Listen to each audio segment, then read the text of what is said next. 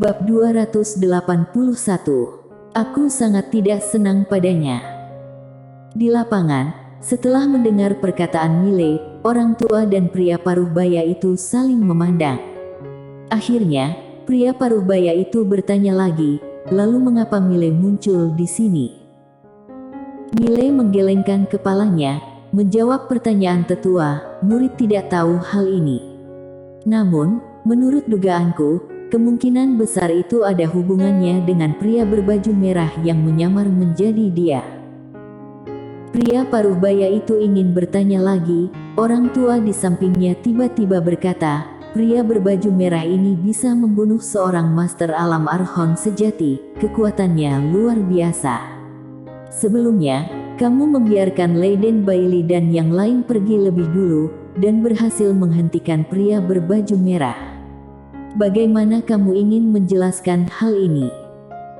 Mile tersenyum pahit, tetua, jika hanya menghentikannya sejenak, aku tidak merasa itu masalah besar, kan?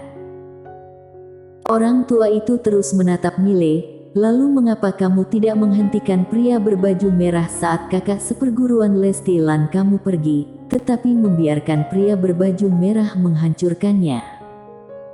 Mendengar ini, hati Mile membeku, ternyata inilah tujuan sebenarnya orang tua ini. Mile tersenyum dan berkata, tetua, bicara harus sesuai dengan hati nurani. Secara logis, Lesti adalah seorang kakak seperguruan, dan dia harus berinisiatif tinggal dan melindungi kita bertiga. Dan dia, saat dalam bahaya, bukan hanya tidak tinggal, dia bahkan memilih untuk melarikan diri. Bicara sampai di sini, dia menoleh ke pria paruh baya itu, tetua, menurutmu sikap kakak seperguruan Lesti itu pantaskah? Sebelum pria paruh baya itu berbicara, orang tua itu tiba-tiba berkata, aku tidak bertanya hal lain padamu, aku hanya bertanya, mengapa kamu tidak menghentikan pria berbaju merah itu, tetapi biarkan dia menghancurkan tubuh Lesti? Kamu cukup jawab ini saja, mengerti? Nada suara itu menjadi agak dingin. Mile menghadap orang tua itu dan berkata sambil tersenyum, tetua, tubuh kakak seperguruan Lesti hancur, aku juga sangat sedih. Tapi masalahnya, bukan aku yang menghancurkan tubuhnya, kenapa kamu terus menahanku dan tidak mau melepas aku? Saat mengatakan itu, dia menunjuk ke tubuh pria berbaju merah di tanah, kamu cari dia, cari dia. Orang tua itu terus menatap Mile, kamu jelas-jelas bisa menghentikannya. Tapi kamu tidak menghentikannya. Kamu membunuh sesama anggota sektemu, dan kamu harus dihukum dengan hukuman berat. Mendengar ini, ekspresi Mile langsung berubah dingin. Pertama, dia sendiri bodoh. Sebelum pergi ke pulau itu, aku telah mengingatkannya bahwa ada bahaya di sini dan dia harus berhati-hati, tetapi sayangnya, dia tidak mendengarkannya. Kedua, saat menghadapi bahaya, sebagai kakak seperguruan, dia bukan hanya tidak memilih untuk mengambil tanggung jawab melindungi sesama anggota sekte, tetapi dia memilih untuk menjadi orang pertama yang melarikan diri. Ini tidak ada loyalitas. Ketiga, dia bahkan tidak bisa menerima satu pukulan pun dari pria berbaju merah. Begitu lemah, aku sangat penasaran, guru macam apa yang bisa mengajarkan orang bodoh seperti itu. Bicara sama Pi di sini, dia pura-pura terkejut, jangan bilang itu kamu, tetua. Lancang sekali. Ekspresi orang tua itu langsung menjadi dingin, dan pada saat yang sama, dengan lambaian tangan kanannya, sebuah momentum pedang langsung menekan Mile. Momentum pedang Dewa Pedang. Kekuatan ini menyapu seperti embusan angin dan hujan, tanah tempat Mile berada langsung dihancurkan oleh kekuatan ini. Dan Mile membungkuk dalam sekejap, tidak hanya membungkuk, tetapi juga menekuk kakinya, tetapi tidak butuh waktu lama, dia berdiri dengan tiba-tiba. Melihat adegan ini, ada sedikit kejutan muncul di mata pria paruh baya di samping orang tua itu. Dan mata orang tua itu sendiri juga ada jejak kejutan. Saat berikutnya, dia mengangkat tangan kanannya dan menekannya tiba-tiba, dan tekanan momentum itu meroket dalam sekejap. Pada saat ini, Mile tiba-tiba menghunus pedangnya dan menebas. Boom! Dengan suara ledakan, momentum itu segera hancur, tetapi Mile sendiri terguncang mundur beberapa puluh kaki jauhnya. Begitu dia berhenti, noda darah mengalir dari sudut mulutnya. Di udara, orang tua itu menatap Mile dengan dingin. "Aku sedikit meremehkanmu. Kamu meremehkan tetua dan mengucap kata-kata yang tidak baik. Hari ini, aku akan melumpuhkanmu untuk memperingatkan seluruh anggota sekte." Saat suara itu jatuh, dia tiba-tiba menekuk jarinya sedikit, dan pedang terbang ke bawah. Pedang terbang itu sangat cepat, seperti sambaran petir. Di bawah, Mile tampak agak muram. Di dalam tubuhnya, energi misteri melonjak. Menghadapi seorang dewa pedang, yang juga merupakan master alam Archon sejati, dia tidak berani menyimpan kekuatannya sama sekali. Jika menyimpannya, hanya akan mati. Tepat saat Mile hendak menyerang, pada saat ini, sosok cantik tiba-tiba muncul di depannya. Orang di sini adalah Mona Yue.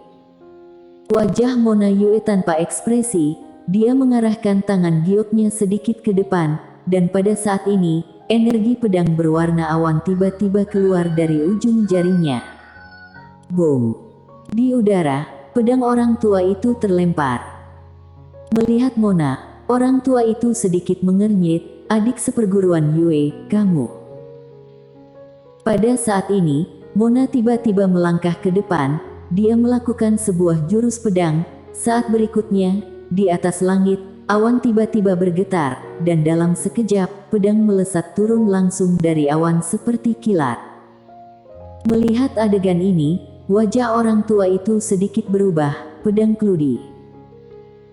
Tidak berani gegabah, dia merentangkan tangan kanannya. Sebilah pedang diam-diam menggantung. Saat berikutnya, pedang itu berubah menjadi seberkas cahaya pedang, melonjak naik ke langit. Di udara, begitu kedua pedang itu bertemu. Boom! Suara pedang yang menusuk tiba-tiba bergema di seluruh langit. Di bawah, Mona tiba-tiba melompat, dan pada saat dia melompat keluar, beberapa berkas cahaya pedang diam-diam memadat di sekelilingnya. Melihat adegan ini, mata orang tua itu sedikit menyipit, dan ada sedikit ketakutan di matanya. "Ikuti pedang seperti bayangan." "Mona, apa kamu gila, kamu?" Tidak berani melanjutkan, karena Mona sudah datang kepadanya. Bum bum bum. Di udara, orang tua itu terus melempar pedang, tetapi dia juga terus mundur ke belakang. Seluruh langit dipenuhi dengan energi pedang yang tak terhitung jumlahnya. Tidak jauh, pria paruh baya itu buru-buru berkata, "Kakak seperguruan Xavier Chang, adik seperguruan Mona Yue, tolong berhenti." Namun, Mona tidak berhenti, sebaliknya, serangannya menjadi lebih ganas. Dan Xavier itu, jelas-jelas tidak sebanding dengan Mona, sudah kalah dan terus mundur. Dan di bawah, Mile tampak sedikit terpesona. Pertempuran Dewa Pedang. Dia pernah melihat serangan wanita misterius, tetapi wanita misterius pada dasarnya melakukan pembunuhan instan, sama sekali tidak ada yang bisa diperhatikan. Dan pada saat ini, pertarungan antara dua dewa pedang di hadapannya membuat dia tahu betapa hebatnya teknik pedang dewa pedang, keren. Tidak mencolok, setidaknya teknik pedang dua orang di depan mereka sangat praktis. Apalagi Mona, segala macam teknik pedang ada di ujung jarinya, membuat Xavier Chang sulit melawan. Dan begitulah, setelah bertarung entah berapa lama, Xavier Chang tiba-tiba berubah menjadi cahaya pedang dan menghilang di ujung langit. Lari. Di udara, Mona berhenti, dia berbalik dan muncul tepat di depan Mile. Mona melirik Mile, "Kembali dan buat makanan." Setelah selesai berbicara, dia memutar pedangnya dan naik ke langit, menghilang di ujung langit dalam sekejap mata. Di bawah, Mile tersenyum kecut, aku tidak bisa mengendalikan pedang. Pada saat ini, seorang pria paruh baya tidak jauh darinya tiba-tiba berjalan ke arah Mile. Apa yang dikatakan Mile sebelum dia pergi? Mile berpikir sejenak, lalu berkata, katanya, kemungkinan besar ini ulah perkumpulan pelindung dunia. Perkumpulan pelindung dunia. Pria paruh baya mengerutkan kening dalam-dalam.